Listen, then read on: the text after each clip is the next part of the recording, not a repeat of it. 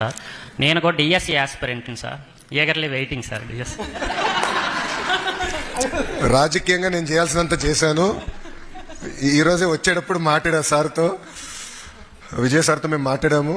Dates త్వరలో వస్తుంది, అంటే ఇంకొక 5 రోజులు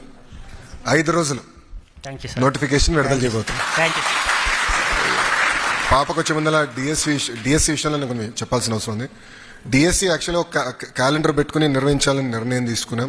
దాంట్లో భాగంగా టెట్ ఎగ్జామ్స్ కూడా నిర్వహించాం.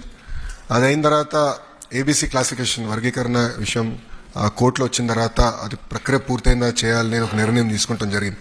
దానివల్ల డిలే అయింది తప్ప ప్రభుత్వానికి డిఎస్సి నిర్వహించాలని చిత్తశుద్ధి ఉంది. 5 రోజుల్లో నోటిఫికేషన్ ఇచ్చే బాధ్యత మన ప్రభుత్వం తీసుకుంటుంది. ఈ రోజు రిపోర్ట్ కూడా ఎస్సీ కమిషన్ నుంచి తిరిగి వచ్చింది. ఈరోజు కేబినెట్ ఆమోదం తెలిపింది. ఈ 2 రోజులు ఆర్డినెన్స్ ఇచ్చి మేము ముందర తీసుకెళ్తాం.